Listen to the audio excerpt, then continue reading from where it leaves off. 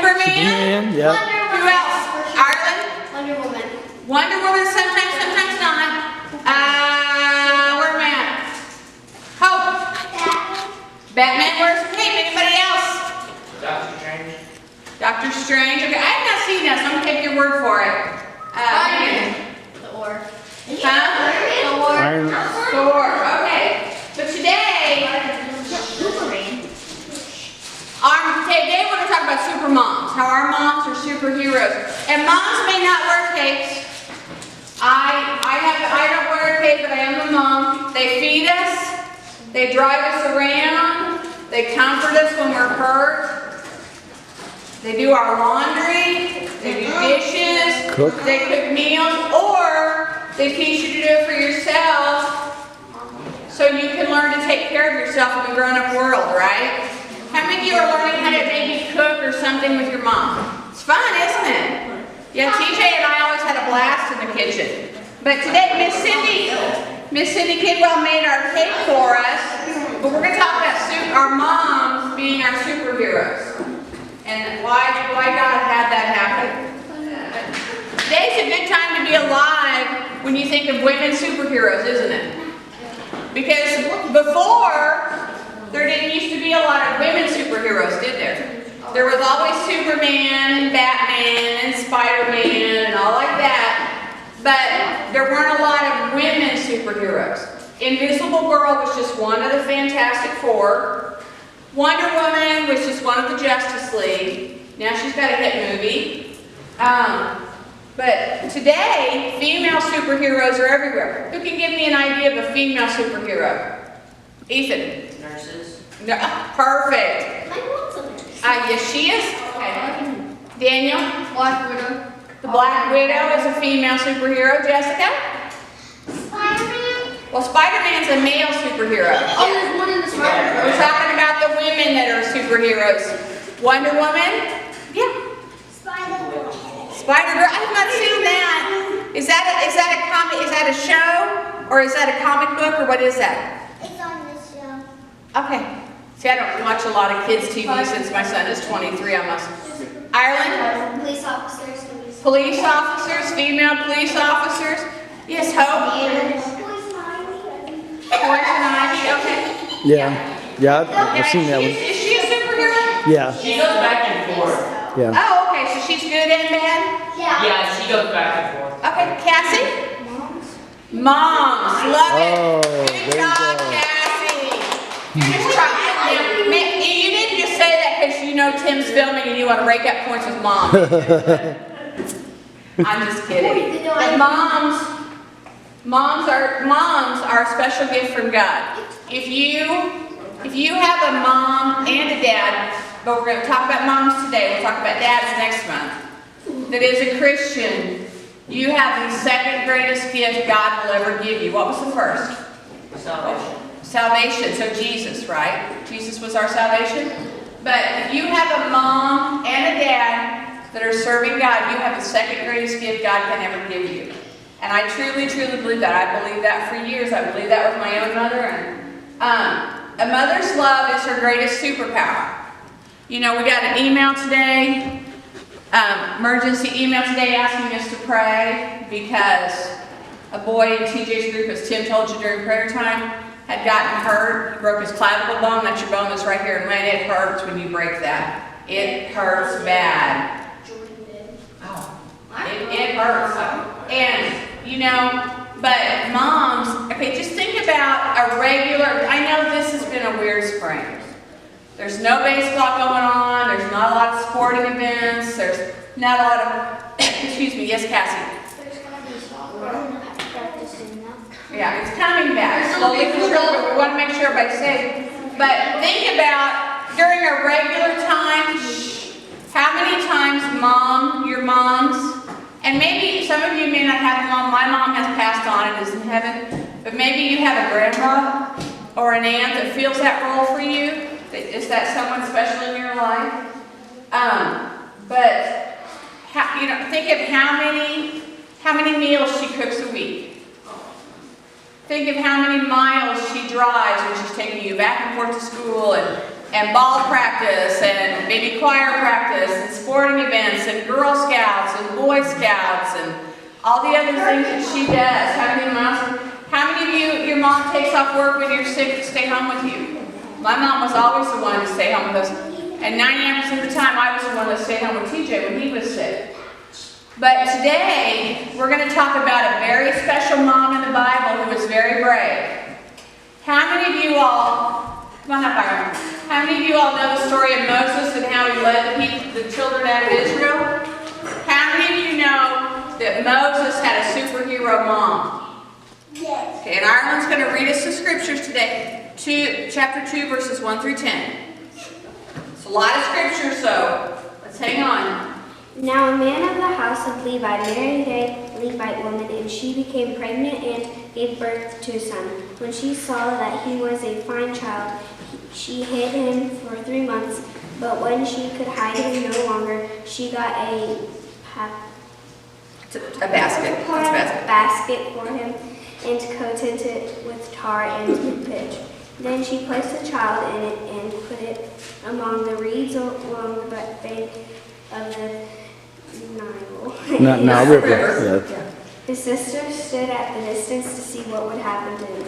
Then Pharaoh's daughter went down to Nile to bathe, and her attendants were walking along the riverbank. She saw the basket among the reeds and sent her slave girl to get it. She opened it and saw the baby. She was crying and she felt sorry for him. This one of Hebrew babies, she said. Then his sister asked Pharaoh's daughter, "Shall I go and get one of Hebrews' women to nurse the baby for you?" "Yes, go," she answered. And the girl went and got the baby's mother. Pharaoh's daughter said to her, "Take this baby and nurse him for me, and I will pay you." So the woman took the baby and nursed him. When the child grew older, she took him to Pharaoh's daughter, and she became her son. She named him Moses, saying, "I drew him out of water." Very good. Very, very good. Okay, so Moses' mother, anybody know what Moses' mother's name was? Anybody? Malachi, your hand up, what are you thinking? Anybody? Jeffrey. It's a hard name. It's actually a very unusual name. It's not a typical name I've ever heard anywhere but here. Ever. Her name was Jochabed. Jochabed. Jochabed.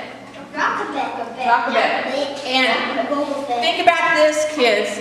The children of Israel were enslaved in Egypt.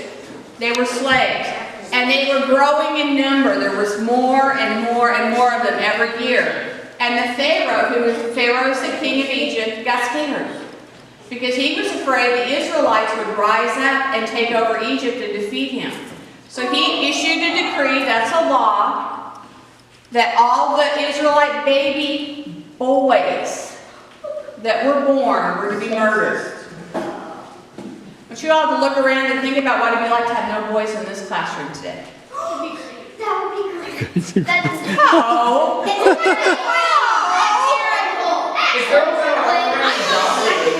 Okay. Okay, stop. So they could keep the girl babies because they were slaves and but the women didn't fight. They didn't think the women could fight, so they could keep the girls, which is why she was able to keep Moses' older sister. But when Moses was born, Jochebed should have taken him to the Egyptians to murder him. But she didn't, because she saw he was a godly child. She saw that she knew in her heart that God was going to do something great with his baby boy when he grew up. So for 3 months she hid him in the house. How many of you know it's hard to hide a new baby? Those of you that have a new baby brother, why is it hard to hide a new baby? Because the mouth is not good shut.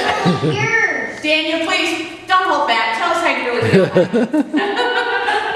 But it is hard. Naya, when Cora was little, she cried, didn't she? A lot. A lot. But she hid the baby. She hid Moses for 3 months. When she knew she couldn't hide him anymore, she took a basket and she sealed it with tar so water wouldn't get in. And she floated the baby out into the Nile River.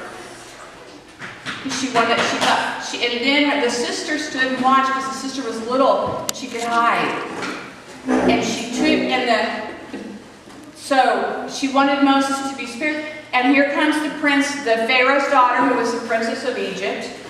And she sees the basket. She has her slave girl, who was always with her, walk out into the Nile and get the basket and bring it to her. They could hear the baby crying. She knew immediately it was one of the Hebrews, but she fell in love with the baby, which was the greatest thing that could have happened, because she could save the baby. Where Jochabed had no control over saving the child, the princess did. And the princess could go to her father and say, I want to keep the baby. And pretty much daddies do whatever their little girls want, don't they? Somewhat. Cora, do you have your daddy wrapped around your little finger? No more. Yeah, she can pull him to My sister has my whole family And wrapped I around can't. her finger. Oh, cool. You'll have to get Cora to tell you her secret, Naya. But anyway, back to our lesson. Moses' sister was named Miriam. And Miriam ran to the princess and said, do you want me to get one of the Israelite women to take care of the baby? Now, Miriam already knew, didn't she? She knew what the plan was. She was going to get who? her mom. Moses' mom. Her mom, Moses' mom, to take care of the baby. So the princess gave Moses back to his own mother, although she didn't know it was his mother, to nurse, to take care of, and till he was old enough to be on her. Then she brought him to the palace, and he lived with the princess. And that was how the story began of Moses' life.